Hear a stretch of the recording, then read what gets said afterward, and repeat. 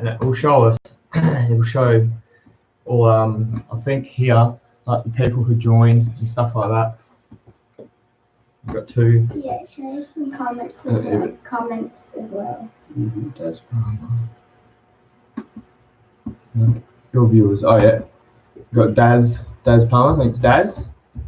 Yeah. Hey guys, I'm still trying to work out my camera. So that one's live, and then Paul, the YouTube one we got going here. Sorry guys, we're still trying to work it out and get it sussed and get Paul's one up and running, and we'll do it. But yeah, you got Michael here. Hey guys. And I'm Hoops, obviously, from the Hoopers Mayhem channel, which you're watching this on, so it's all good. You know who I am. Yep, we are. Yeah, but that's his fun now. Yep. Oh, that's still going for yours. Yeah. Now we got 4 on that one, and 7 on the live on this one. So, but I can't get us both. Oh yeah, there we all are. Yeah, that's cool. Done it. I was hoping to use this camera, but I can't work out how. Which is a bummer, but that's all right. I'm still can't get any more handsome. Yeah. So where do we start, man? No idea. Welcome, guys. Thanks for joining us on our live video today. Like I said, we've got Mad Dog and me and Michael and Jada. So we do our videos together, and Paul does all his videos together. Videos on his bike and traveling around, doing the showcasing a bit of Australia and all the places he's been. And we thought we'd do a live video together, just help each other with our channels and get some subscribers and get it out there so we can become full legit. Well, he's good. He's already passed his 1,000, so I've just got to try and bump it up a little bit. But yeah, we're both wanting to do this just to actually gain a few more subscribers and get you guys watching our stuff. So yeah. And guys, if you check on my channel, you'll see I'll make sure there's links to Hoops' channel.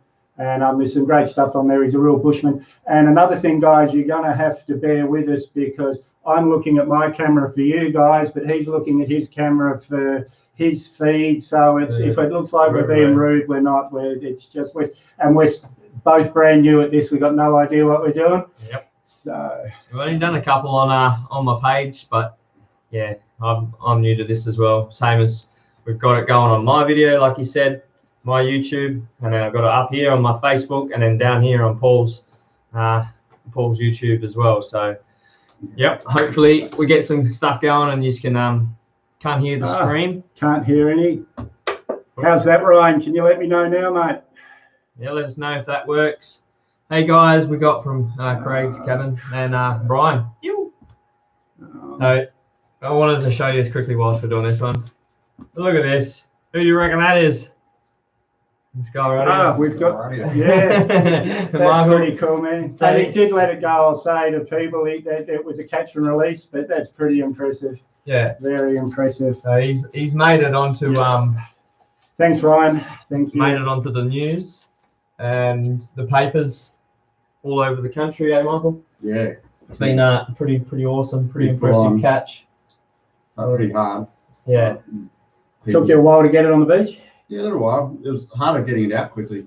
Like that photo was taken, I had to bolt cutter pliers just really quickly get it back in the water. It was probably only there for a minute before it was back in swimming away.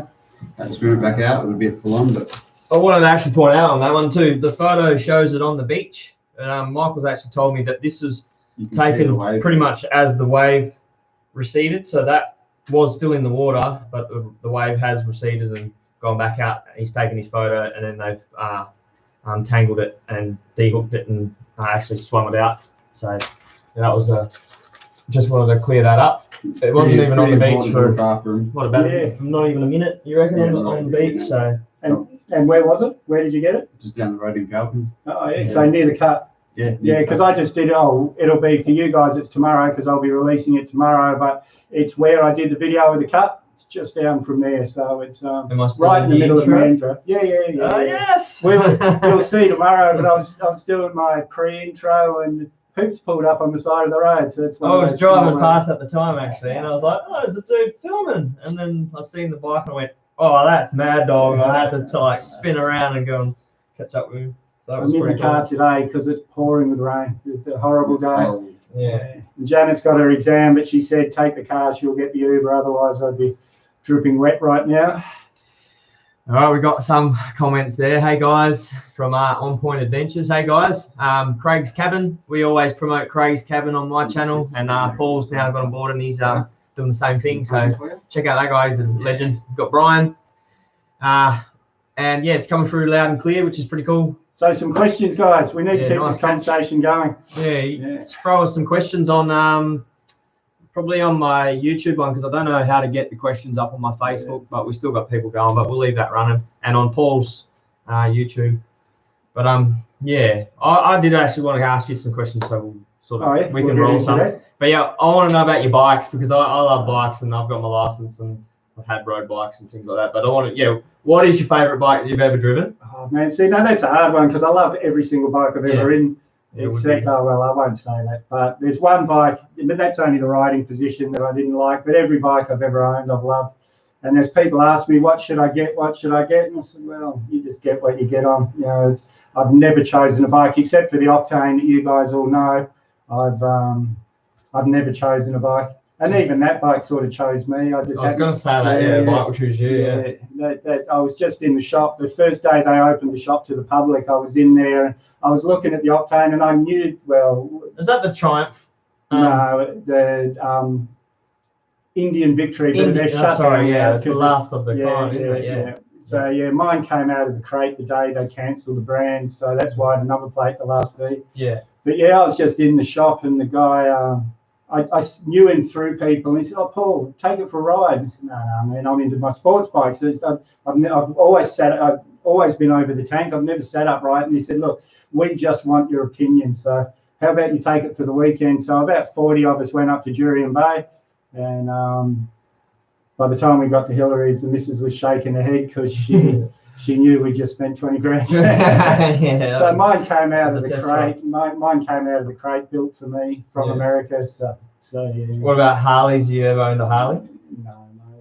It's driven them? Ridden them? I've ridden a couple, but older ones. I haven't ridden the new ones. Yeah. And I'm no mechanic, but the Harley Davidson throttle has got a bit of, you hit the throttle and there's a bit of a delay. Where mine, I touch that throttle and I'm being pushed off the back of the bike.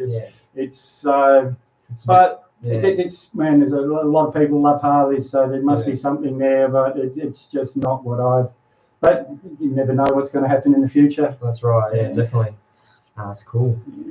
And the KLR, you've all seen, well, everyone on my channel's seen the KLR. That one's getting built for the big ride, but we'll talk about that later. I've got a touch on that one, VF750F 82 model, which was the answer to Katana, the Honda's answer to Katana. Katana bought out, when that first came out, that was just thrashing everything. There was nothing like it before that. So Honda turned their VF into a VFF, and that thing started, that was competition. But that's in pieces, and it was meant to be rebuilt as a race replica.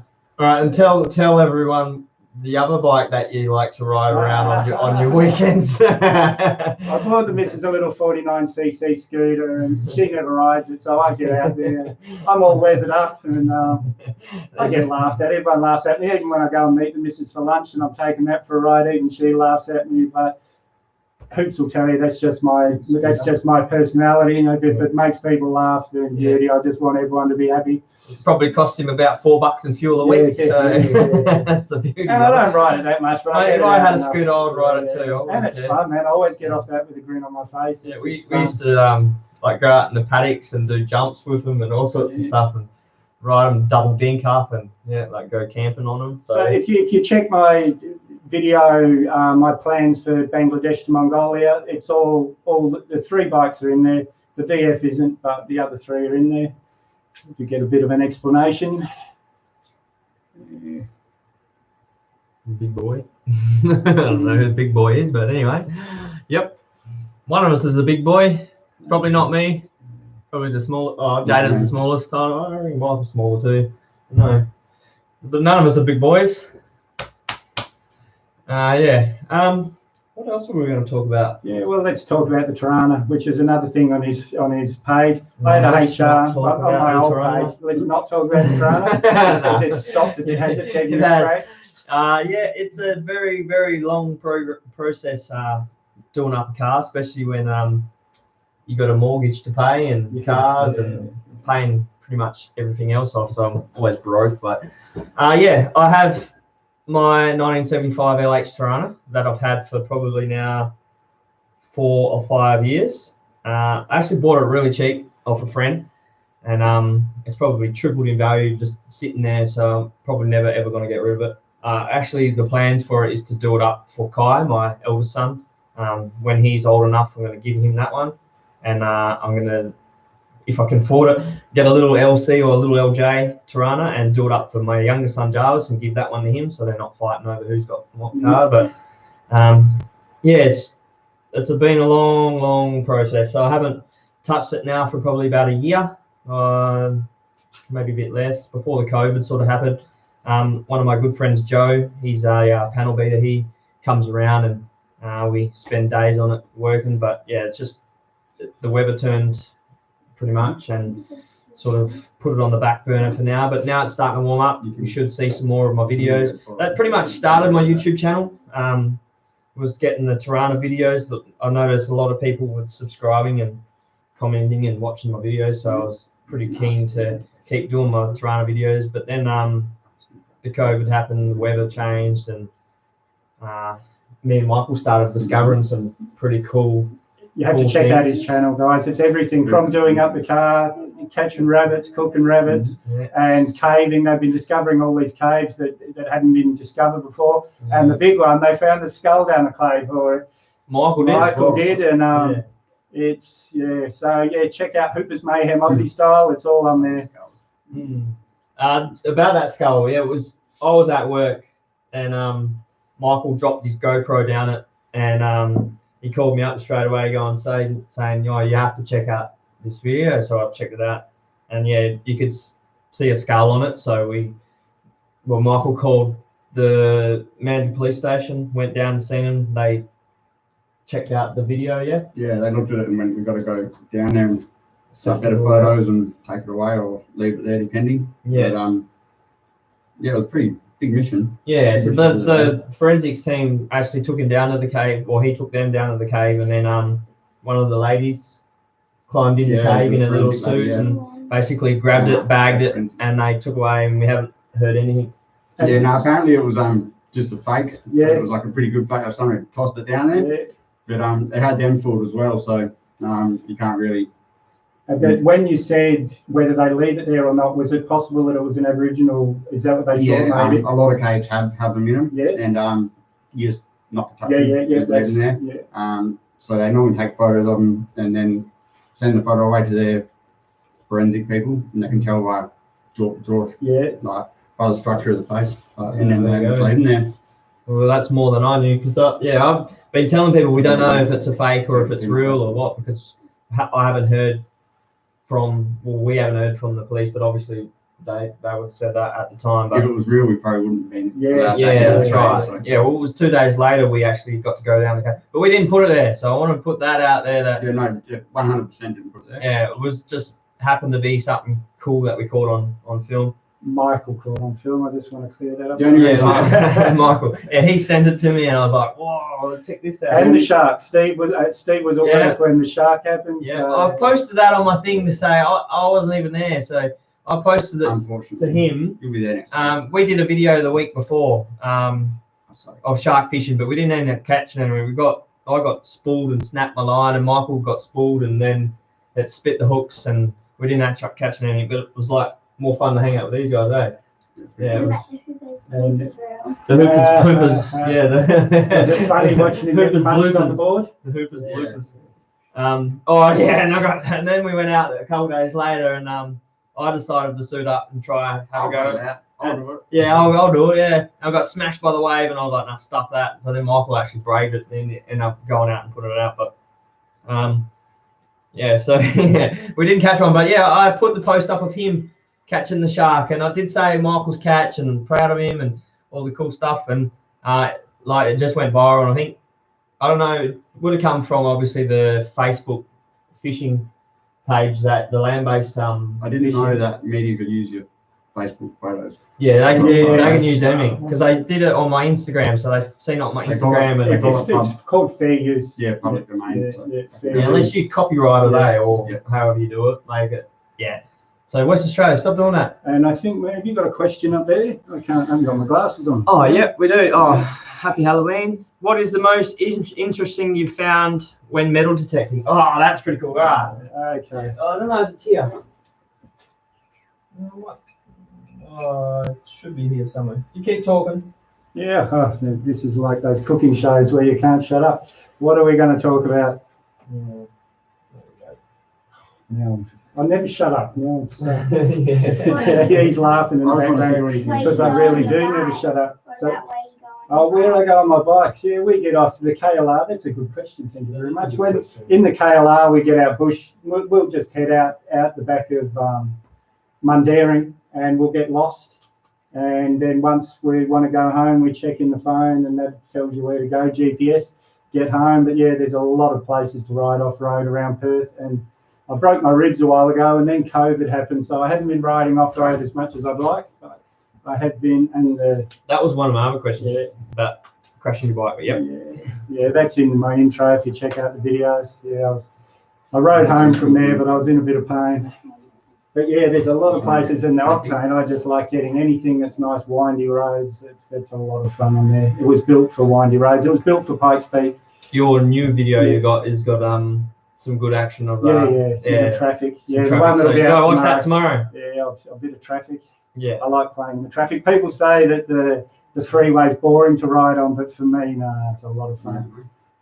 Really I'll go fun. to you, Craig. Bloody With good the shot. most interesting. I haven't found a great deal of stuff like. I sort of only got really into it the last few months, I suppose. But Michael and I, and Dad and I, and Jarvis and Kai, we've all had our fair share of metal detecting around.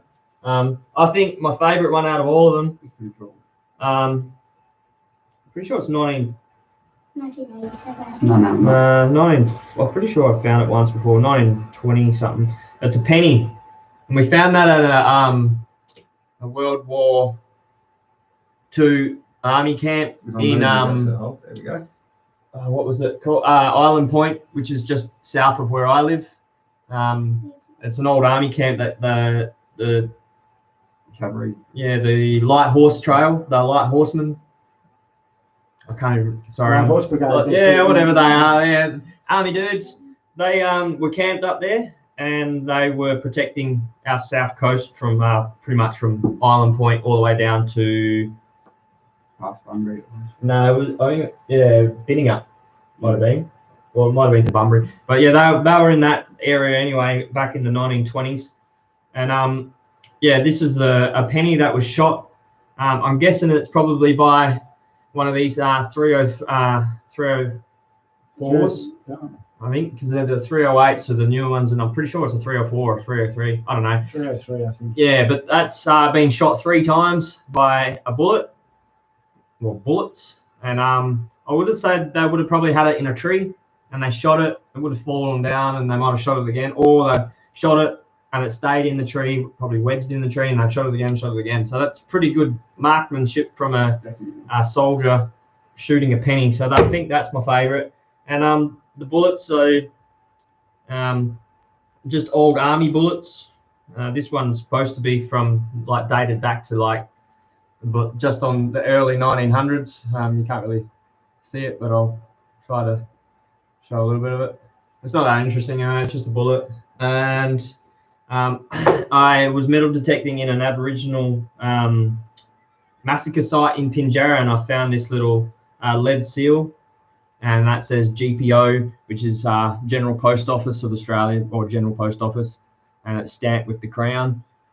And apparently that's how they used to detect their protect the mail back in the old days. And they would get their mail bags, and they'd have a wire around them, and they'd crimp it and have a lead seal on it. And if that lead seal was broken, it meant someone was tampering with the mail. And Nice and healthy. yeah, and a few other things. I went metal detecting with Levi, and we found this little brooch. and it's just a little bird, and that was pretty cool. So yeah, but like I said, I haven't found a great deal of things on my metal detector because I've only just started getting into it. But the old man and my brother and that, they find heaps of gold, so that's pretty cool. But you can see up here, guys, like there's all up here, all bottles that he's found, and on this side as well, there's a few, and there's probably they loads. spend a lot of time out in the bush. Can I show you? Yeah.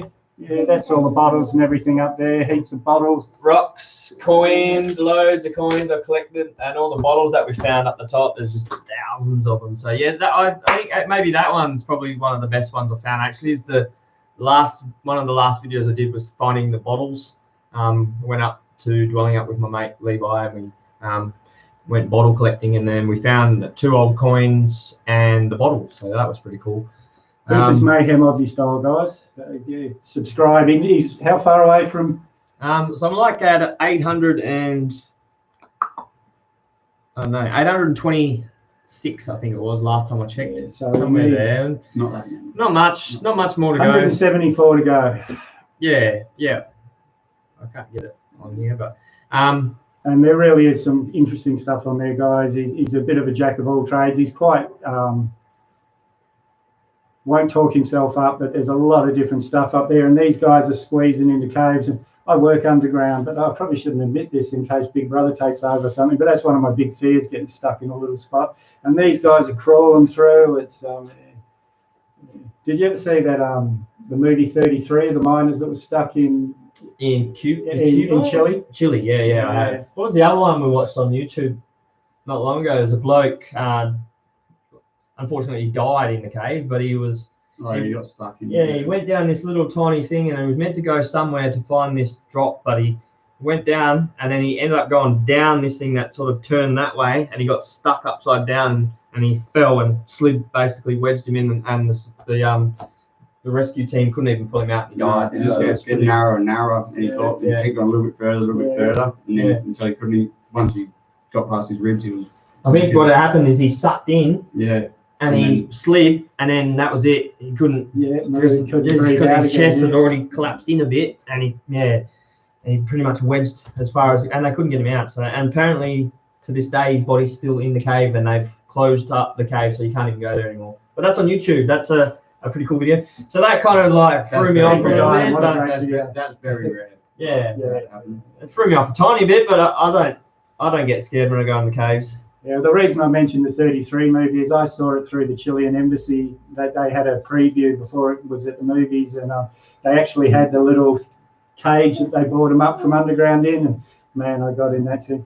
We got one here from Craig. It's where's your favourite place you've been to on your bikes?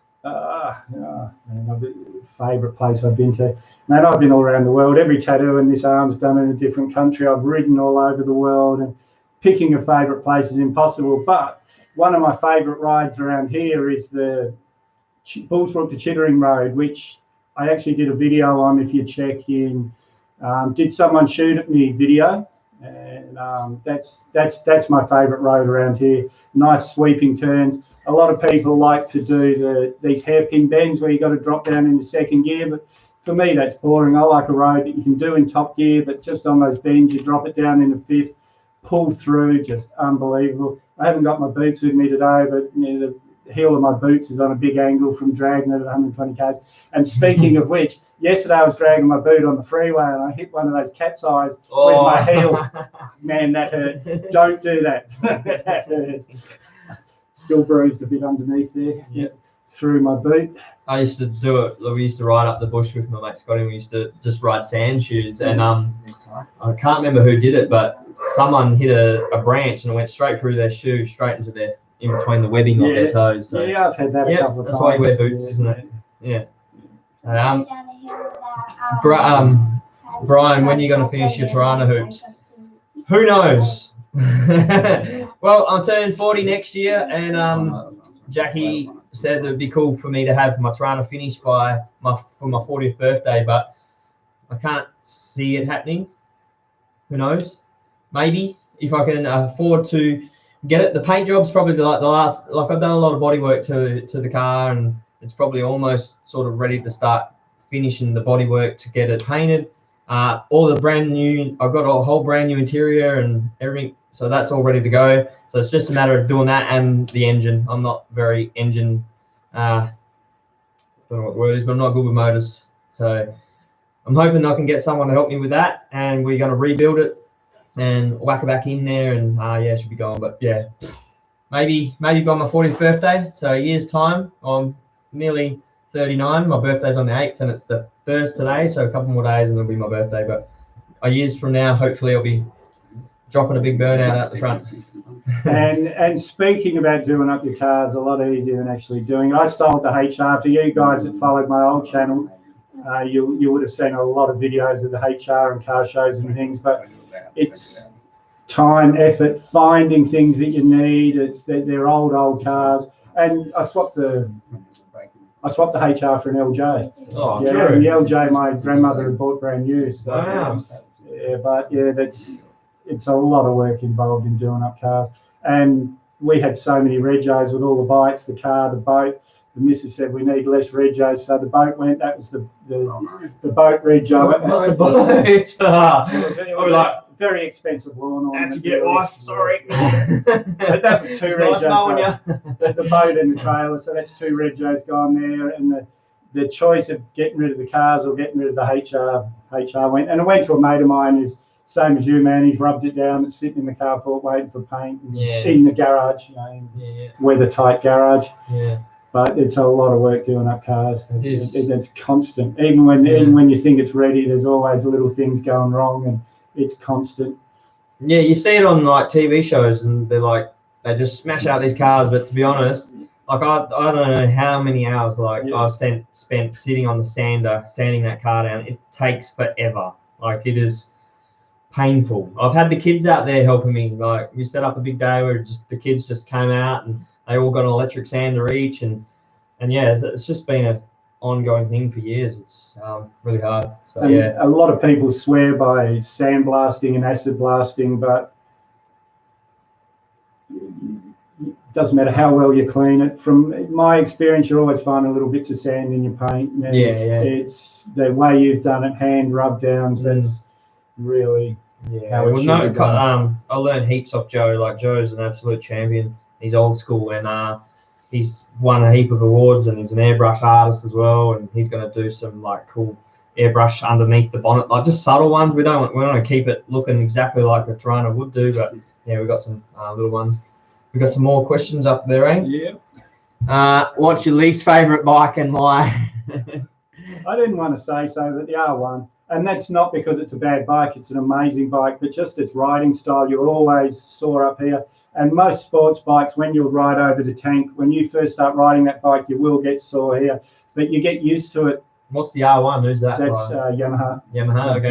Beautiful bikes. Please don't get me wrong. It's just they've got those handlebars that come out and then down, and it doesn't matter how long you ride them, you're getting that pain in here. And is that like how the cafe races yeah, are like, yeah. But it's not as like the cafe races. I'm exaggerating then, but man, that's an amazing bike. R1 riders out there, don't get me wrong. It's an amazing bike, but it's just for me that the Indian Scout Bobber.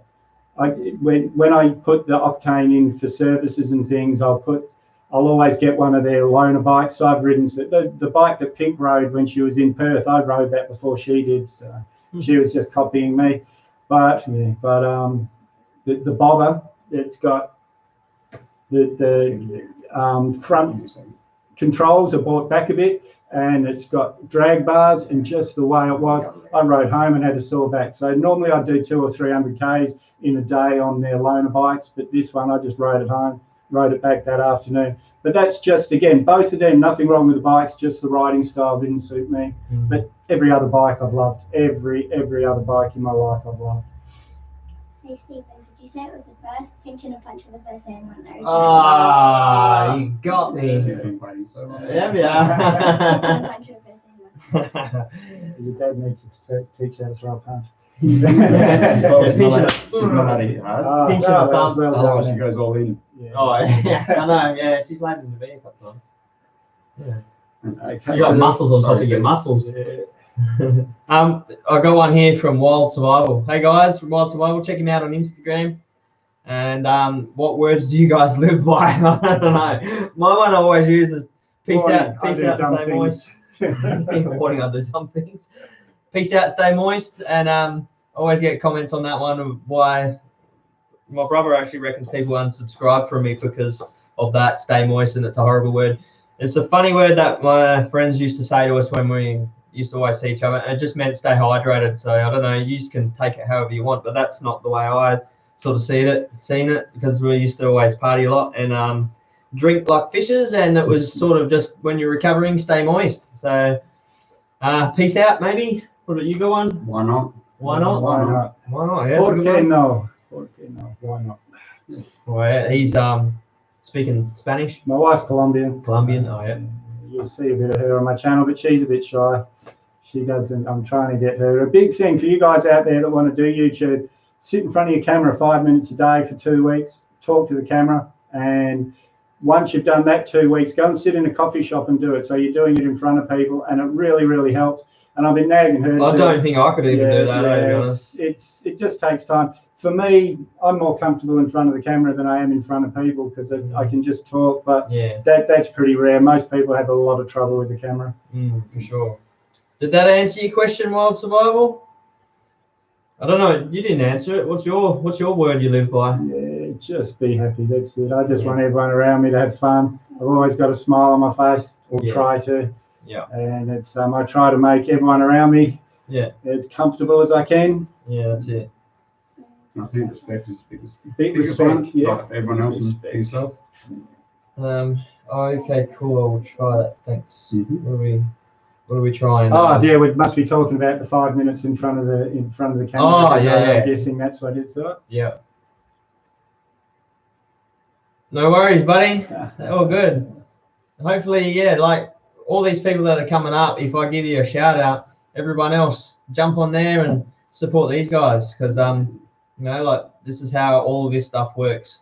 All these other big guys didn't make it there as far as I have by not sharing and helping other people out. So that's the way to do it. It's just spread the word and get on it. And the camera. My subscribers are letting us down a bit here. No questions, but come on, Mad Dog Adventure subscribers. Come on, guys. Ask us something, Ryan, if you're still there. Yeah. All right, let's talk about your trip, Paul. My trip. So it's supposed to be March 2021. We've been planning this for 2 years, and but I've just changed at work my time off because it's not going to happen. Coronavirus. It was really, really hard to do this, but we had to bite the bullet and decide. But so now it's March 2022. But the silver lining is I get to save more. I'll have more holidays owed from work, and but I'm flying the KLR into Bangladesh, Dhaka, and I'm going to spend 7 months riding from there to Mongolia. So I'll do the northeastern states of India for a month. I'll do Nepal and the northern states of India for another month, and by then whispering behind me there. Sorry. But that's all right. By then, the Ladakh Loop will be open in Punjab and Kashmir, and that's the highest, second highest, and third highest motorable mountain passes in the world. And that'll be that's pretty bad in winter, but that'll middle of May, beginning of June, that'll be open. And then into Pakistan, up the Karakoram Highway into China, 5 days across China into Kyrgyzstan. Across Kyrgyzstan, then down into the western border of Tajikistan. Then I'll do the Pamir Highway, the Bartung Valley in Tajikistan, back into Kyrgyzstan, Kazakhstan, across Russia into Mongolia, across the Moby Desert, and come home from Ulaanbaatar in Mongolia. And the end isn't set. If something happens, if I run out of time or there's a civil war or something, I can go wherever I want, and it's but that's. I was about to say that. Yeah. You've got to be watching yourself as you're traveling along those Kastan places. You might get shot at. So. That's why they call me Mad Dog. There's a couple of guys, a guy and a girl that drove a Land Cruiser from Perth, and they were heading for London, but they got arrested in Iran. And it's not the one on biodiesel, is it? No. These guys, the Way Overland. Check them out, guys. They've done some great stuff. They've just started releasing their older stuff again because when they got to Iran, that stopped everything. Then I think they spent 3 months in prison. there was, and from what I gather, there was what I've been led to believe, there's an Iranian ambassador got arrested for spying in Australia, and these guys got caught up in a little Game of Thrones. It just happened to be that same week they got arrested. And yeah, so but check out them, Overland, the way Overland. That's really quite interesting if you're into four-wheel driving, if you're into traveling really at all, but they really do it well. Sounds like a pretty good trip anyway. I'm pretty jealous. Yeah, I'm pretty awesome. I'm excited, and I'll tell you, the girl had the paperwork, because work's given me 7 months off to do this. They're helping as much as they can, and she had the paperwork for 2021. She said, should I throw this out? I couldn't say the words.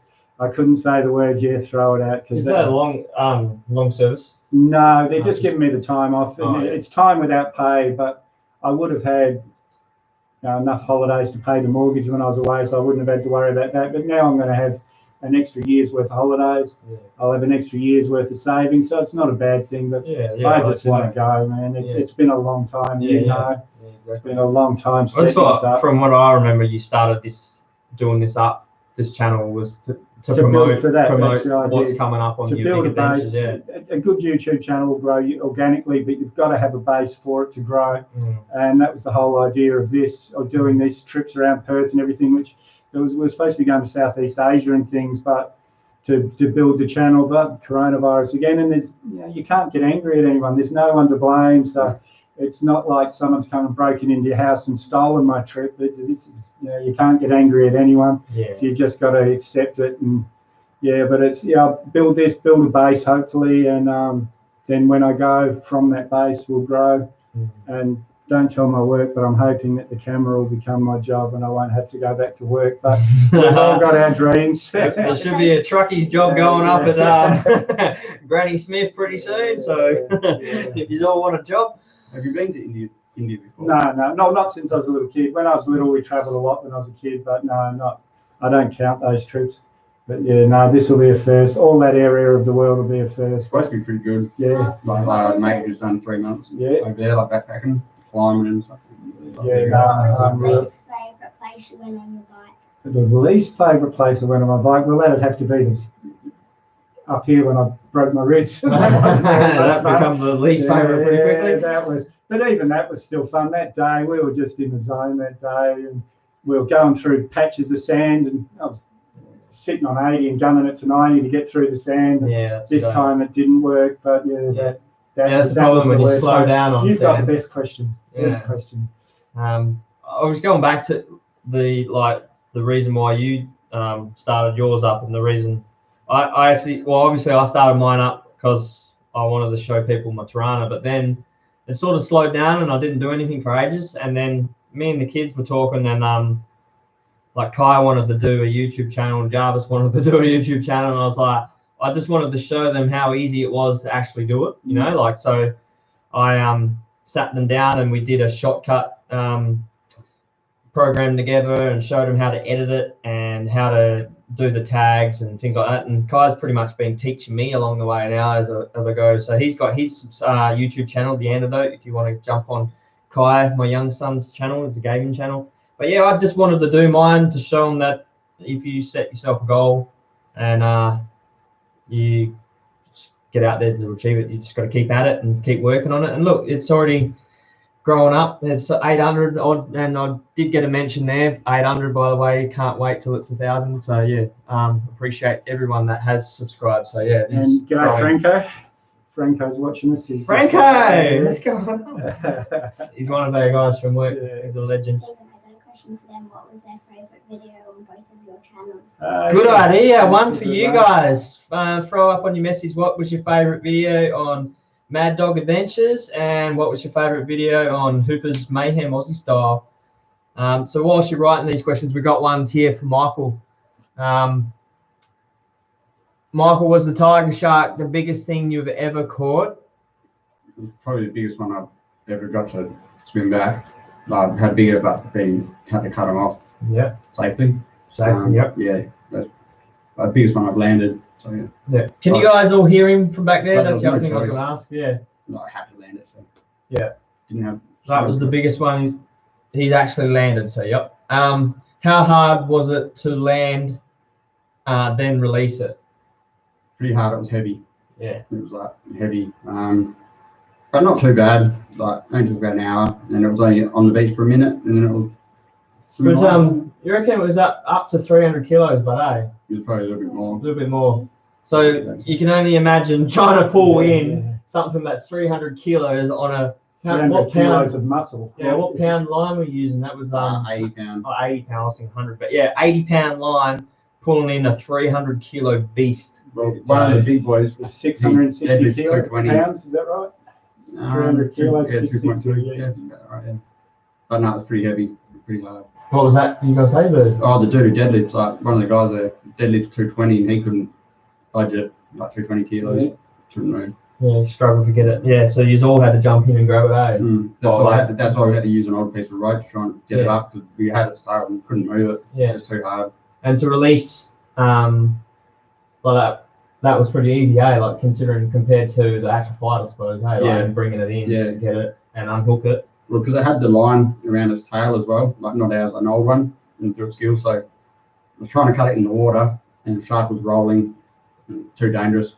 I had to get it up on the beach so I could get it off and get it back out. Yeah, for sure. Because you're supposed to cut your line as soon as you see the shark, but if I had done that, it'd be dead down. Yeah. The shark wouldn't have survived, so Yeah. you had to get in there and do it. Yeah. That's why I call you the Shark Whisperer. That'll be your hand next time. Yeah. And I'm glad you explained that, because a friend of mine, Ben, in Panama, he's a shark warrior. Yeah. Yeah, he's been on the Rainbow Warrior and things, chasing Japanese whalers, and if he's watching, I'm glad you explained why you did it, because he Normally, if it was safe for the shark, I would have cut the line, but just having it tangled up in old rigs, you can't, they had like stainless steel hooks. They're no good for the shark. You have to get them out. I love them. They're good things. You can't just let something die. All right, I will point the question up here again, but what's your favourite video from our channels? Have you put your blooper one up yet? Hey? Have you put your blooper one up? I haven't done a hooper blooper reel yet, no. Well, everyone out there get on about it. Yeah. We want to see the bloopers. We've got There is quite a few hooper bloopers, and it's not kid friendly, put it that way. I do have a little bit of a potty mouth sometimes when it comes to things not going my way, but I haven't put them up because I don't tend to swear too much on my channel, because I do have a lot of kid subscribers and some awesome young fellas there that I try to inspire, and I do that, but maybe I might post them somewhere one day, but I don't know. But maybe the funny stuff, there's quite a bit of funny stuff that I've done and edited out because I didn't really want to look like a goose, but I like the bloopers that you put into the cave video with the Morphet's cave one. Oh, the David Attenborough? Yeah, with where you called Jarvis a wombat. Yeah, a wombat. Yeah, with David Attenborough. Yeah. So like rock on the side next to him. Yeah, and this is a rock. They are formed by other rocks. Brian, you got something there? I noticed Franco's good. Good to see you guys collaborate together. Yeah, high five. Yeah, collaboration. That's the way. That's the key. And the whole idea is to build each other's subscribers from each other. So yeah, Hoopers Mayhem Aussie style, guys. Get in there. Mad Dogs Adventures. That's pretty cool. We got he likes the cheese vid and the ghillie suit, and your cave ones are good too. Brian, you like every single video I do. That's because you're a freaking awesome dude. So they're all pretty good, yeah. I do appreciate it. He's probably been one of my biggest supporters since the start. Actually, before I used to work with him, so he's an absolute legend. He's an impressive guy, Steve Hoops. He's the stuff he does, and he knows everything. I know nothing. I know how to stick my finger out on the side of the road and get places. That's about it. I don't know everything. This guy here has been my biggest one. Like the things that I don't know, he knows everything about. It's crazy, like. And the amount of knowledge this guy's got is unbelievable. Like, wouldn't have been able to do it without the help of you. And just fun getting out. Really. Yeah, it's just fun getting out, Doing Yeah. things. doing things. Yeah. Mm. We could. I mean, we're doing it now, but we could be sitting inside all day watching TV, sitting on our butts. But it's like when you look out there, just across the road from my house is the bush. Like you can't get any better than the bush. I was brought up pretty much the bush every weekend with my granddad and all my uncles and aunties. We used to go get wood. We used to do fishing, and he taught me how to catch rabbits and shoot. Like we used everything, and it's all from our backgrounds. And Michael's the same. He's had sort of the same upbringing and catching our own stuff to eat and providing. So yeah, like you would have seen a video I did before with all my fish that I caught. That's only like probably 1/100th of the fish that I've ever caught over time. And that's just ones that I could find and wanted to make a quick video. But yeah, that's all from my past, from my granddad and my dad and all my brothers and sisters, and we all used to just do it all together. So yeah. So guys, sorry, me. Sorry. What's this one? We'll get some more fish. Then. I wanted to ask, are we going to get a rock climbing video? Because that photo I've seen of you, that mental, was pretty Yeah, impressive. over summer. Yeah. Yeah, that's the best. Get Stephen up there as well. Yeah. Stephen, I've got a question for you. What was your favourite video of his channel, and what was your favourite video of Hooper's channel? That's the one I recently watched. I don't know, because I liked the charity ride he did, and the one that was the one you got shot at, wasn't it? No, there was the two. Oh yeah. That's a different one. And even the Kings Park one, I like that too. 'Cause I love the Kings Park. It's absolutely beautiful. So I know it's a hard one. Yeah, Hooper's. It'd have to be the skull one. I thought that one would go viral. I really did. I thought just the fact that it was Well, you guys can help do that. Go and jump on the Skull Cave one and hit the like button. Comment on it as well, because if you comment on it, it actually does something with the algorithm with YouTube and makes it become up the top of help to bring it up to the top of the search. And that does really work, guys, because there's another Mad Dog Adventures, and I'd be right down below all his stuff, but now his stuff doesn't even rate a mention because of the algorithms. I'm on the top of that list for all my videos. He's way down the list. So. Stephen, when are you going to eat the witchetty crab? I said to Michael ages ago when we were doing stuff, if we find a wattle tree, we'll dig it up and I'll eat the witchetty grub. And he keeps finding all these bugs and going, oh, that's a witchetty grub. Why don't you eat it? You said you would. But if we find a legit witchetty grub, I'll eat it. But the ones he's showing me are just grubs. They're not witchetty grubs. No, they're not. They're not witchetty grubs. I'll eat a witchetty grub. If you want me to eat a witchetty grub, put it up there. I'll eat it. Someone send me a witchetty grub, I'll eat it. Yeah, if you've got wattle trees. Yeah, you got a wattle tree. They live in the roots of wattle trees, so it's a good chance. But the one you found wasn't in a wattle tree. It was just in the sand. It wasn't a freaking witchetty grub. I'm not eating this. I don't know.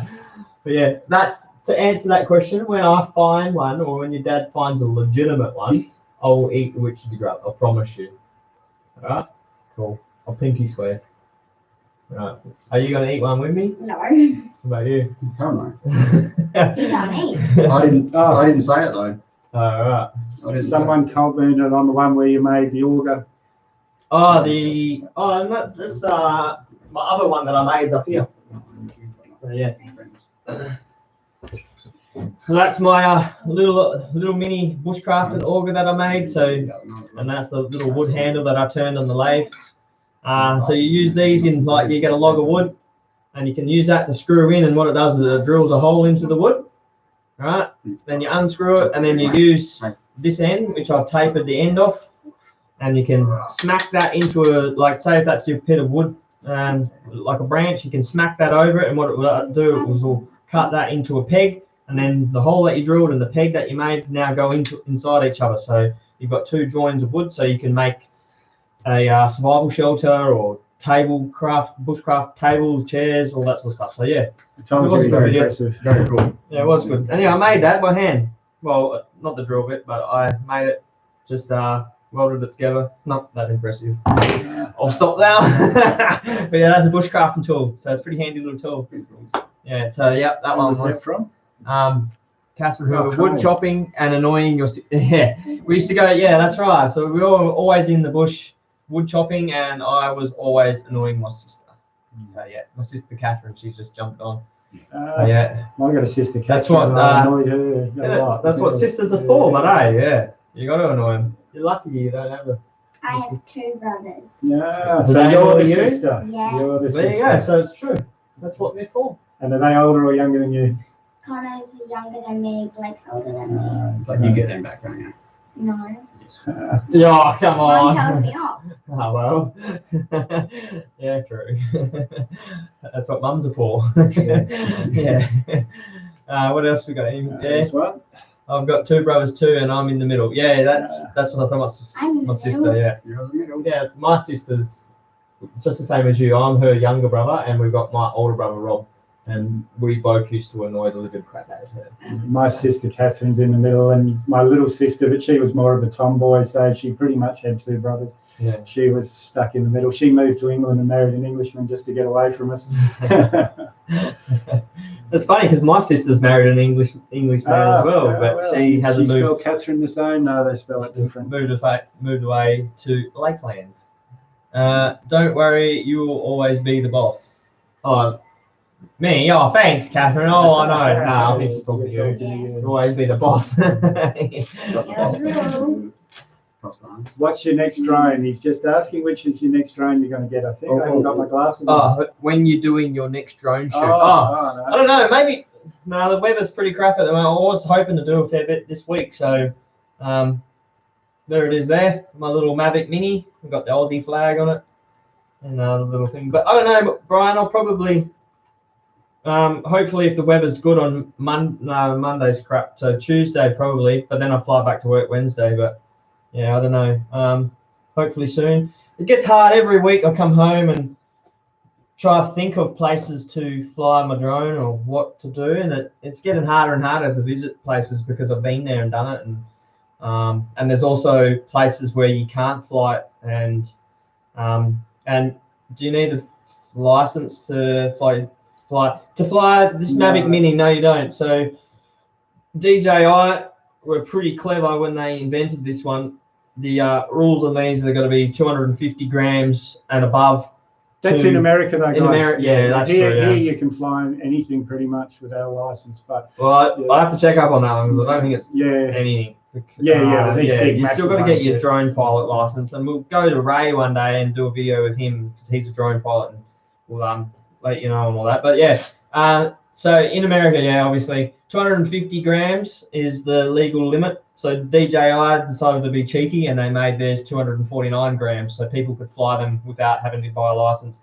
But in saying that, there are laws on drones. You can only fly in certain places. You can't fly around marine life within 30 meters of marine life. 60 meters, yeah, 60 and then around people, around vehicles, things like that. But you've got an app.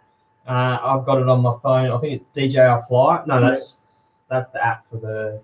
It's a drone app, so it'll tell you where you're located and whether or not you can actually fly the drone, and it will come up as like a big tick if it's okay to fly, and it'll come up if it's crossed if you're like within an airspace or any kind of restriction. So yeah, it's pretty cool like that. So yeah. Yeah, I've got an app called Guardian, which was recommended to me for by a DJI guy in Kalgoorlie, because I wanted to fly over the Super Pit, but the whole of Kalgoorlie's a no-fly zone. But he's. I wouldn't have thought you could fly over a mine site anyway without special permission. I thought I was being smart because there's big signs everywhere saying no drone flying. So I went down the road and was going to take off there and just fly over the top. Took a photo of your drone like that the other day. I'm trying to show you how this works, but I think maybe because we're inside, it's because I haven't got my internet turned on. That might be the reason. But anyway, yeah, this gives you maps, and it's got pink where it's caution to fly, red where you're not allowed to fly, and green where you're allowed to fly. And most of Perth is pink, but there's very few places I've been that I haven't been able to fly. Kalgoorlie, Cunderdin, but Cunderdin happens to be at the end of the runway, the town, but. No, like night either. Yeah. Between the hours of dusk and dawn, you're not allowed to. I mean, that's the only time you can fly. You need to find some waterfalls. I was talking to my dad the other day, and he knows of a waterfall that he used to go to as a kid. So that's actually a planned trip pretty soon. I know a couple. Cat. So dad that's you. Dad told me about one that he used to go when he was a kid. They used to swim in one of the pools. It's actually a double waterfall, so it falls, and there's a pool, falls, and then there's another pool. So we're going to go hiking through the bush and find that waterfall. So it's all your tags coming through. Yeah. Oh yeah. By the way, Facebookers, I am very, very sorry. I made a heap of posts and I tagged every single one of my friends in the post, and that's because I love you guys. And I wanted to get the video out there so you actually jump on here and ask some questions and not make it a waste of our time. But it was it's good. Like there's plenty of people asking questions, so that's awesome. So yeah, if you've unfriended me, I'm very sorry. But I did want to promote this as much as I can because I want you guys to help us share the love and promote us and get some cool footage and of us talking. So yeah. And really today's a learning curve for both of us, just here to work out how to do it. And it's really quite easy. I bought I downloaded a program that I should have been able to use that camera, but for some reason it didn't work. But this is fine. This is fine. Yeah. Have we got any more questions on there? Not that I can see. No one. So ask us again if about the videos. And Joe, I'm pretty sure you've got some cool questions. I'm going to see if Kai will come and visit us real quick. It's not his biggest fish, was it? What was his biggest fish? I don't know. You're a natural. You're really good at this. We'll find out, won't we? Yeah. We're going to Be get a him on YouTube champion. We're going to get him onto some big ones soon. Hopefully, aren't we? Yeah. Do you like fishing? Oh, girls are always the best fishermen I know have been girls. And they've always gone out with their dads, and that's where they've learned. Jay loves it. When she climbs. Yeah. I love going in the cave. We're ready, don't we? Like I said, the caves, that squished up feeling. That thing where they brought the miners up from the mine, if you're in it like this, they would have to put a handgun in the bottom for me to get in it. What was your biggest fish you caught? Gosh, I haven't caught many big ones like your dad, but probably more just the salmon. Like I haven't caught many sharks before, to be honest. I caught a few in Tassie when I lived over there, but I think the salmon. He's wiping all the honey off his face. This Kai. You would have seen him on a lot of my videos. Anyway, he used to be my son that was smaller than me, but now he's shot up and he's actually taller than me, and I can now borrow his clothes, so that's pretty cool. And I bought him a couple of jars of honey, and him and his brother get in there with a spoon and eat it by the spoonfuls. Yeah, that's it. So I thought I'd bring him in and show you guys who he is, and he's a handsome-looking fella, isn't he? Get that from your dad. Yeah. Standing next to his dad, anyway. Yeah, come and stand next to me, Kai. I can just show him. So he's only 14. He suddenly got even more handsome. Yeah. Look, huge. Okay, he's only 14 and he's taller than his dad. So, but Jackie, my wife, she's pretty tall. So they reckon no son will ever be shorter than their mother. So. How tall was the postman? Well, yeah, the postman was pretty tall. So yeah, I don't know. That's a good one. It's funny because I always say that about my beard. No one in my family's got a red beard, and I'm like, Mum, was the postman a ginger or what? Because I've got a ginger beard. Anyway, right. And you're going to ask? What's your favourite crystal that you've got? I reckon that big one just there, this one, because it's massive. So it's a big quartz crystal. Yeah. So my friend Levi actually gave me that, and he found that because he used to travel all across Australia and run tours in the old lava tubes in Queensland, and he's contributed quite a few of these rocks to me, and I've contributed a whole heap back because I did a lot of fossicking on my way over to Tasmania. And so. Those two are core samples, obviously. Yes. Yeah. Chrysoprase? Yeah, so they're from I don't know, they're from another site somewhere, but is that chrysoprase, do you know? Yeah. Yeah, it is. Yeah. What else? You've probably seen all my rocks and things anyway on my channel, so that's sorry guys, if I had the camera going, I'd be able to lift it up and show you all this, but yeah. I could do it on my live feed for my Fine. Facebook, but there's not many people watching that one anyway. There's I think 2 people. So, but we've been going for like nearly an hour now. So I don't know. If there's more questions you guys want to ask us, or if we can wrap up, or if we can. Is there anything else that I want to ask you? No, I've actually asked all of my ones. So, What's yeah. your favourite thing to do on your channel, Stephen? All of it. I like waking up in the morning and going, what are we going to do today? Because there's so many cool things here in Mandurah for us to look at, like caves. When we get up really, really early to film the sunrise, Yeah, and Stephen takes the drone up there, yeah. and we film it for an hour, and then we realise the memory card wasn't in the drone. Yeah, so that should go on the Hooper Blooper reel. Filming a sunset for an hour, making him get up at like 4 o'clock in the morning to go do it, only to find out after I filmed it that the memory card wasn't in it and didn't film a single thing. And you know, there's a lot of people that'll spend $700 on the drone, and then they're too tight to buy a memory card, so they're doing it all through their phone, which isn't anywhere near the quality. That's right. Yep. It was funny, though. Yeah. It was still a really good day, wasn't it? I like, it was actually. We discovered another. Yeah, those tunnels. You have to check out my channel for these really old limestone hand dug mining tunnels that they did down Lake Preston. They're about 30 meters deep into a side of a hill, and they're just in the middle of the bush, and like nobody really even knows that they're there. But we've discovered 5 or 6 of those now, and they're from like the early 1900s. And it was all hand picked, so you can see the pick marks on the walls, so that was pretty cool. But you would have seen them on mine, but the guys on Paul's probably haven't. But you will soon, guys. Hooper's Mayhem Aussie style. Yeah, and that was cool. So we'll find some more. Doing adventures like that, like I said, Mandurah's got so many cool things with the caves, there's tunnels, there's cool places to drone fly, there's awesome fishing. So yeah. What about Paul? I just love to travel anywhere, just being on the road, and I like. This coronavirus thing's reminded me how much I like being on the road, because I've been international traveling for the last 10 years and haven't really done much in Australia, but I just love to travel. I love to travel. I wish I could travel, but we can't, can we? No. Not yet. No, not yet. You gotta get in there, Kai. My parents dragged questions? us around the world when we were kids, Got and any it was the questions best for me? thing ever. It was sort of grew us up.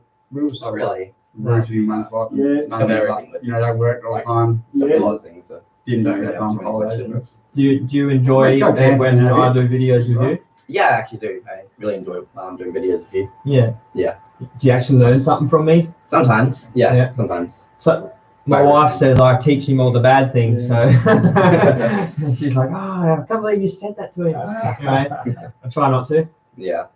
I really enjoy doing it with you guys. Like I said, I always say that I try to teach you guys the things that I got taught when I was a kid. So that was pretty cool. Yeah. Yeah. That's that one. Definitely a different experience each time. I especially love the what's it called metal detecting with you. That was fun. Yeah. Yeah.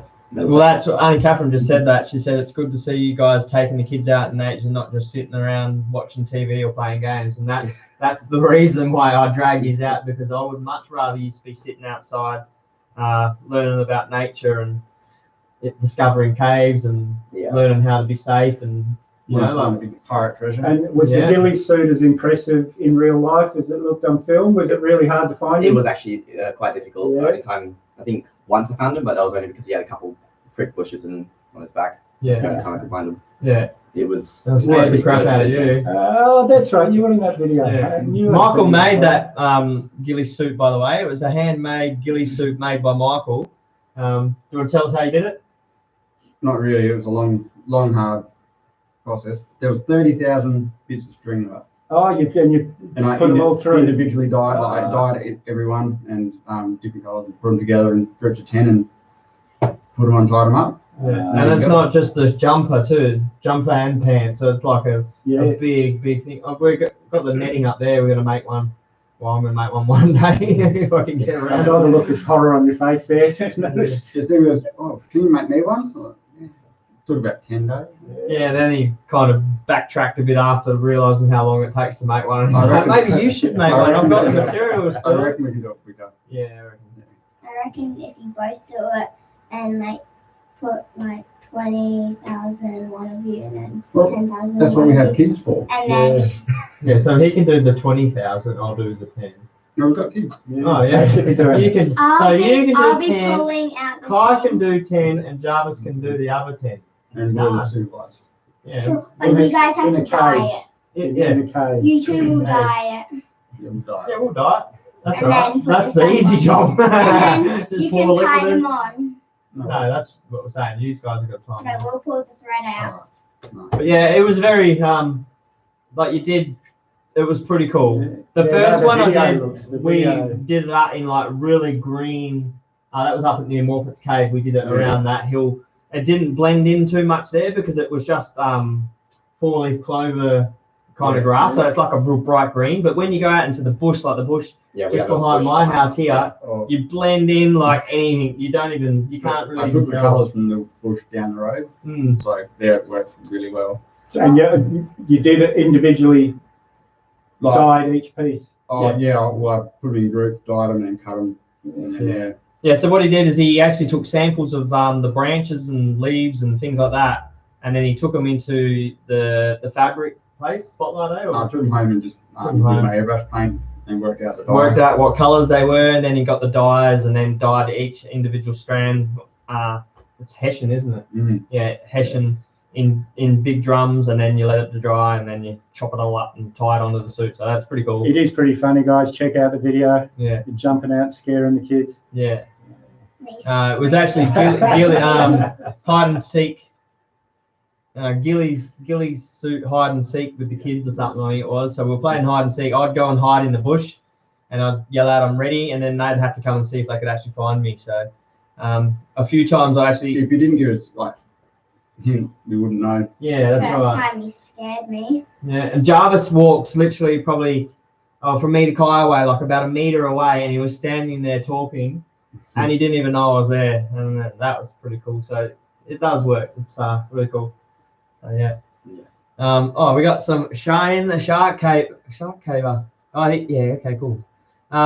The lime tunnels are pretty cool. I found that cache some years. Oh yeah, so all the limestone tunnels, and I think now the Morphet's Cave we found geocache, and they're just Yeah. you can log online to go onto geocache.com, I think it is, and what it does is it gives you a GPS location.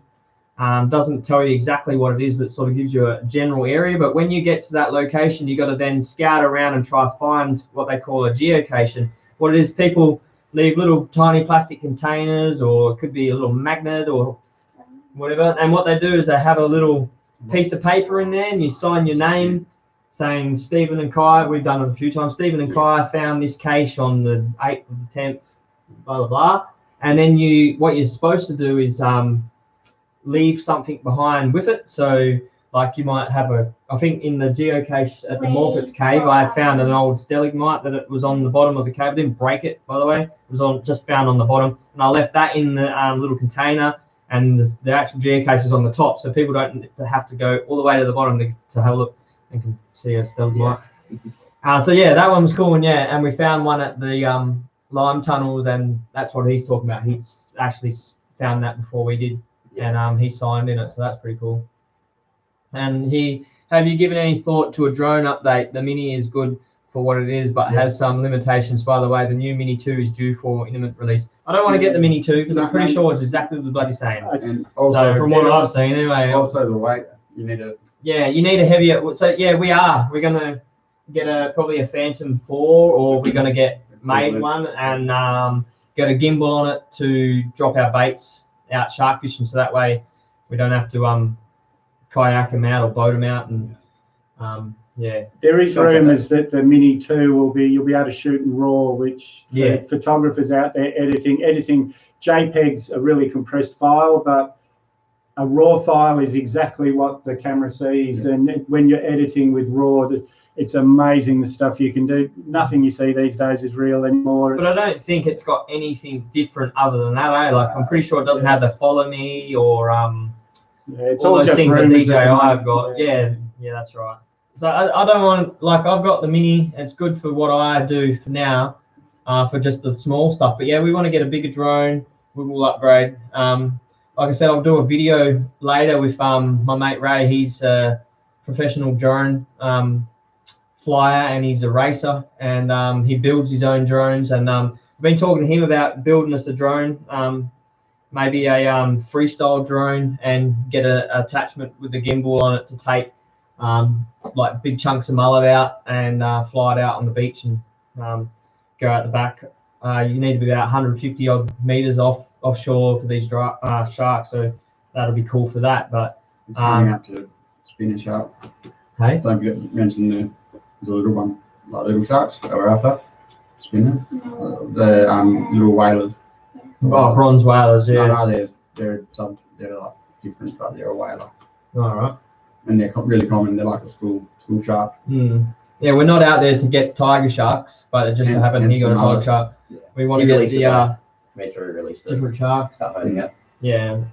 But yeah, well, that's the idea, is to get a bigger drone, and we'll probably get the Phantom 4 because they're going pretty cheap nowadays, and they've got you can buy the little quick release bait things on it. So yeah, that answers that question. So, yeah. And for me, if I was going on the trip tomorrow, I'd be getting a Mavic Air 2. Yeah. Because that can follow me at nearly 70 kilometers an hour on the bike. It's got half an hour per battery, so I can just be whizzing through the desert. It's got the crash avoidance, so if I don't have to worry. Which that's the problem. If they had Follow Me on the Mini, it's got no crash avoidance, so it'd be like that scene out of Running on Empty with the old blind guy driving through the desert.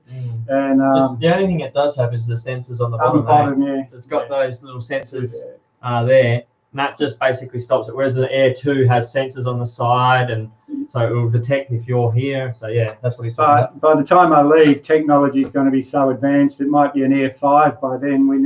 They change so quick. That's true. But yeah, if I was going tomorrow, it'd be an Air 2. Yeah. Yeah. Is there anything else? Oh yeah, I've upgraded my Spark to the MA2. There, it's nothing short of a weapon. Yeah, I didn't want to spend all that money straight away. I wanted to learn a bit on the Mini, but the Mini's a surprisingly good little machine. They say it can't fly and wind, but it handles the wind pretty well. It's the only reason I'll upgrade is for the Follow Me.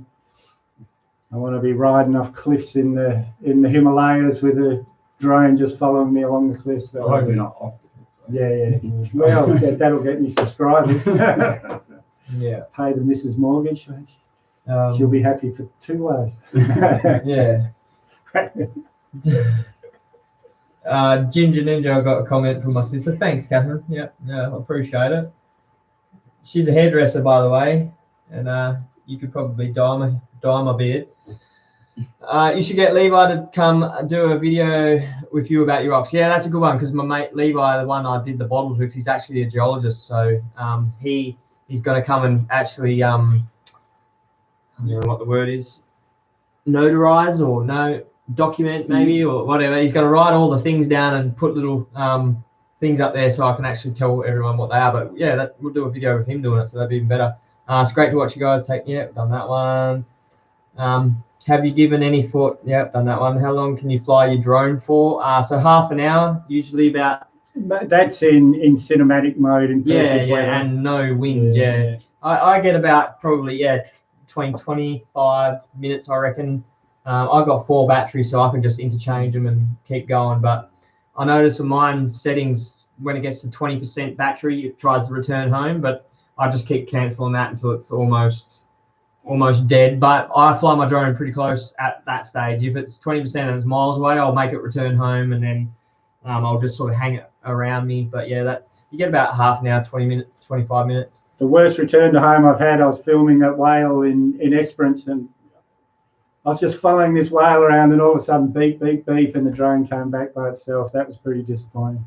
Had a grin on my face that day. That'd be the favourite thing I've filmed of everything I've filmed, was catching this whale. You watch the Esperance video, we searched for we're hunting whales, it's called. Yeah. And I spent 2 days, 3 days, I think, searching for whales. And on my last day, I'd given up. And there was one right next to the shore. That was. He even bought some binoculars. Yeah. He was telling me he bought some binoculars just so he could try and physically see these whales right out. And then turned out the whale was like right there, so he didn't even need binoculars. But yeah, yeah, the reason I got it, the binoculars, because I kept sending the drone out to what I thought was whales, and it was just a bit of reef sticking its head out of the, making a bit of change in the water.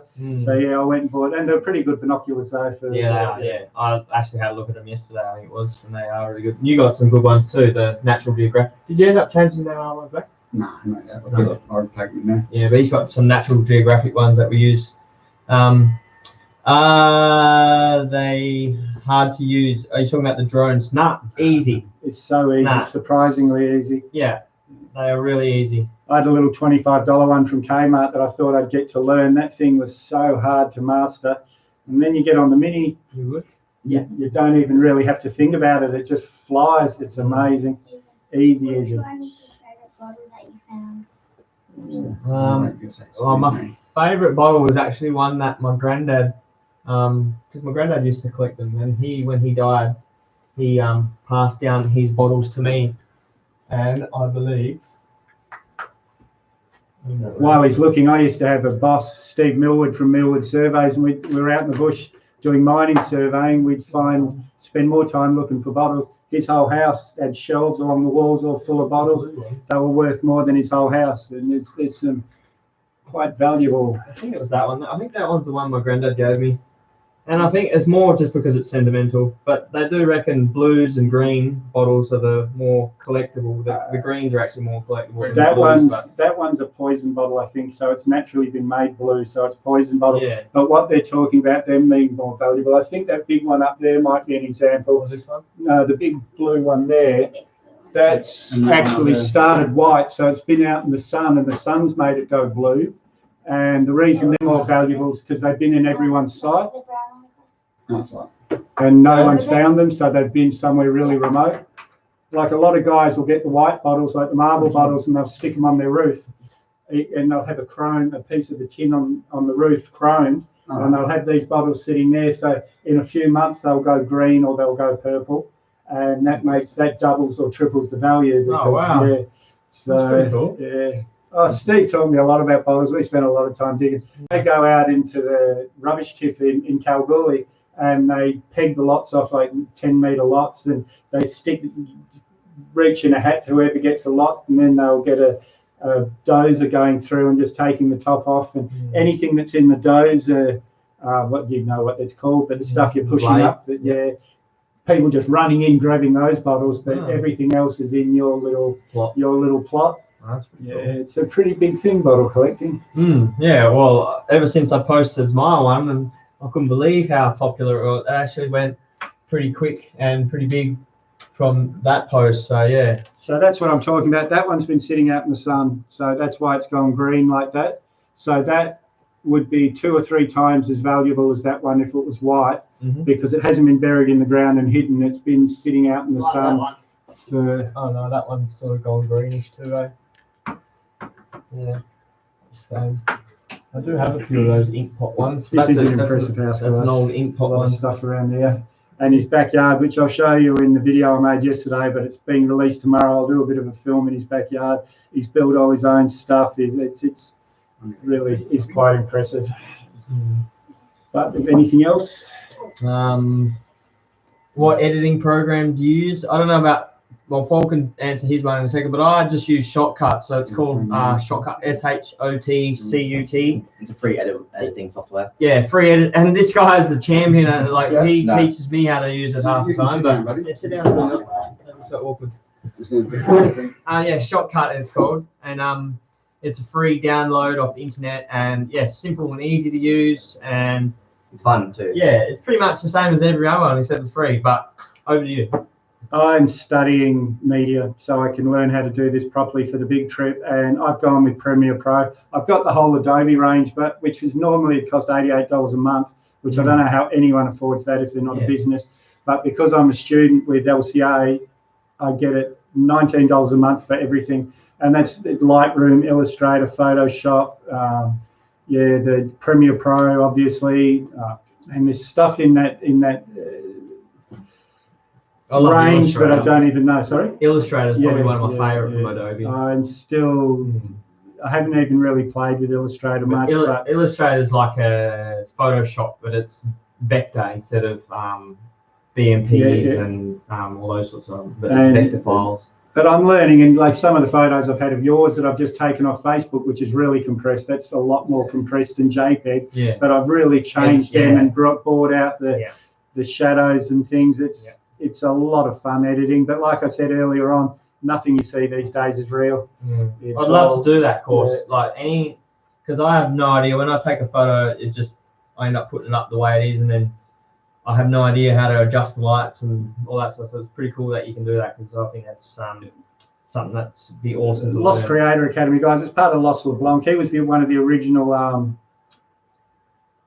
travel vloggers. Just went around with a GoPro 4. He's been doing it 7 or 8 years. And yeah, I joined his. I was one of the first people to join when he started the academy.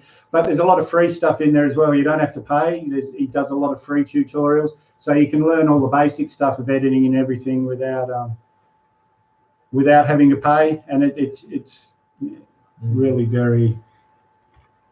We got another one from it's what you do. What sort of range do you get from your drone? I haven't tested that theory out, because you're supposed to fly your drones within line of sight of yourself. But if you go onto YouTube and type it up, Mavic Mini range, they actually get about 3 Ks, and you can get range extenders for your controller. So where your controller is, and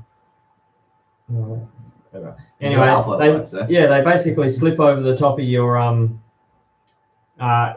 antennas here, and it gives you an extension of your range. So whilst you're flying it, it boosts out the signal to your drone. But like I said, it's not supposed to fly it out of line of sight, but they do have a pretty big, impressive range. I know for a fact it goes at least a K. But yeah, I'm pretty sure if you watch the video on the thing that a boat gets it to like 3.8 kilometers away, which is massive. That's like, I could fly it to the beach and back from here. I think we're about 1.5 Ks from the beach here. So we could fly it over the beach, check out what the swell's doing, fly it back home. Probably all before the battery went flat, hopefully. I've had it to the end of Bustleton Jetty, which is a K long, I think, and back, and still had plenty of battery left. Yeah. Well, there you go. So yeah, they do go pretty far. I'm pretty impressed with them, actually. I'm late as usual. Good on you, Stephen. Must be a Stephen thing, because I'm always late too. Stephen Lenz, that is, guys. So check him out as well. Mike Elliott. Got us split, lads. What a pleasant surprise. See you soon. See you, buddy. Thanks for that's Mike Elliott from work. I'm pretty sure it is Mick. I don't know, maybe. If not, hello Mike Elliott. That's not from my work, but I'm pretty sure that is from our work. I hope that cheese comes out good from Steve. So yeah, so do I. And my mum and dad actually want to come over next break and test it as well, because I did that with my cherry wood, and I want to try to do it again and do some more. Got to go, guys. Thank you all. Have a good night and stay moist. Good on you, Wild Swell. Thanks. Yeah, we've been here for an hour and 20 minutes, guys. I think it might be time to start thinking about saying goodbye, unless anyone else has got any questions. Yeah. We'll just... So we want to throw up some quick questions now. Michael's still just hiding around the corner. Jada's here. Can have a question for Kai and his YouTube channel. We haven't talked about that, but he's got a gaming channel called The Antidote, and Kai absolutely loves his gaming, and he's built his own computer, which we did a video actually on my YouTube channel of us building his. Yeah, pretty sure. Yeah. We built your gaming video on gaming computer on his channel, on my channel. So yeah, he's got that. So jump on. We'll probably see if we can put links to all these other guys that I'm mentioning here, and obviously you already know Paul's, but we've got put a link for that one, and all our Instagram accounts and all that. But yeah, so go and check out The Antidote, and yeah. And I'll put a link to the LCA that I was just talking about, the Lost Creator Academy. Yeah. And like I said, guys, you don't have to pay. There's a whole series of free videos that Christian does. And I've watched a few of them. Yeah, he's really quite. It'd be awesome to do that course. Yeah. It's never ending. It's all online, hey? Yeah, it's all online. It's never ending. Every couple of weeks he puts new stuff up. So I get the Premiere discount, Premiere Pro, the Adobe discount forever. So it's That's cool. Yeah, it is. All right, well, we haven't seemed to be getting many other comments. That's pretty much stopped now for a bit. So, Dad, what is your favorite coin that you have? Like I would be able to find it, but it's actually a German coin, and it's got the Nazi symbol on it. And I'm not being racist when I say that, but that's the way the coins were. It's you might know what the currency is over there. Do you know what currency for Germany is? But it's marks. So I've been to Germany so many times. Deutschmarks. Deutschmarks, yeah. It's an old coin from Germany, but it was. So I don't know when the That's Nazi my German symbol, tattoo, the Autobahn. This arm, for you guys that don't know, this arm is every tattoo is done in a different country or means something to that country. That's cool. Yeah, it's my German coin. I don't know. It's an 19 something, and it was early 19th century. So it would have been a around the Nazi souvenir time. from someone in the war. Come back with a souvenir. No idea. I think I actually found it at a flea market, and I bought a heap of coins, and that coin happened to be in amongst it. And then I did some research on it. It's actually a pretty rare coin, so I was pretty stoked with that. But I got loads of coins, and there's probably a few grand's worth of collectible ones in there, so that's actually quite a bit. Also, what is your favorite coin that you've actually got from metal detecting? Like, oh, definitely that one, the bullet. Yeah. To have a penny that small, and you know what? They would have been shooting these around the 1940s. Well, I'm pretty sure. And the 303 was a renownedly inaccurate rifle. Yeah, that's pretty impressive. Well, there you go. But the thing is that I find the most is money was like very hard to come by back in the day, and they're shooting. Oh, pennies, yeah. Yeah, you know what I mean? Like pennies worth a lot of money. I guess. That's right. It would have been a lot of money, and there they are, just use them as a target practice. So that's pretty cool. Yeah. What games are the young fellas into? So what games are on your channel? I don't. It's kind of random. Terraria is one. Gmod. I haven't played the game in like a month or so. Well, tell them the ones you have done. Terraria, Gmod, The Forest. That's all I can remember. I like the Forest one. That was the survival guy, hey? Yeah. And that's right up my alley. But yeah, you make a campfire, you build a hut, and survive from cannibals and all that sort of stuff. So yeah. Yeah, I'm planning on making a new one. I don't know when. When I have a bit more time. Yeah, the fires around here. Sorry, man. That was the next question. So it's a funny one. That one. We were here, and the fires sort of stopped about. I guess it's probably about 20 k's away. So I mean, we only just sort of got affected by the smoke, but it basically wiped out all of Yarloop, and all my family are from Yarloop. So my cousin Murray, he's in the Cookinup Fire Brigade, or Yarloop Fire Brigade. He was there actually defending the fires at the time when the fires came through. So he got affected by it the most, and they actually got trapped on the oval, Yarloop Oval, whilst the whole town around them basically burnt down to nothing, to just vanished. So they had to gather up as many people as they could, well, all the people that were left, onto the oval. And yeah, like I said, the whole town was surrounded by the oval, was on fire, and they pretty much had to wait it out. They didn't cross onto the oval, thank goodness. But yeah, so my cousin was actually awarded like medals and stuff for actually participating in the Yarloop fires. But yeah, it didn't I wasn't too close to any danger. We were a good 20 odd k's away. It did come a fair way, but yeah, so we're pretty good. Yarloop, that was probably the worst fires we've had in Western Australia. Yeah, well, Catherine, my sister, she was actually born at the Yarloop hospital, and that's now completely gone. And my sister, that's, if you watch the Margaret River video, that's, I explained then, but that's where she passed away, was in Yarloop. Oh wow. Yeah.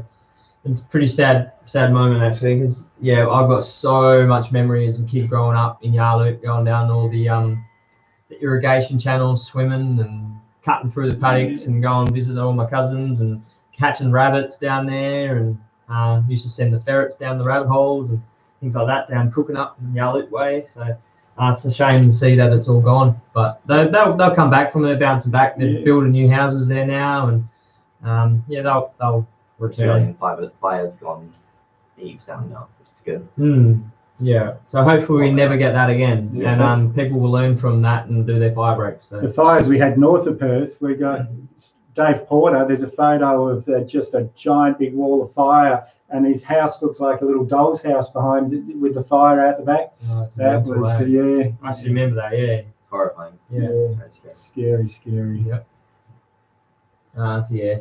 All right, I think maybe we've got quite a fair bit of stuff out today, so I really appreciate everyone that has watched, and if you are still watching an hour and a half into it, so that's pretty bloody awesome. So thank you guys, and like we said before, subscribe to Paul's, Kai's, mine, spread the word, check out these Instagram guys, and then I really appreciate we'll leave links to everything down below. All right, I'll do mine. Peace out and stay moist. See you later, guys. Yeah. And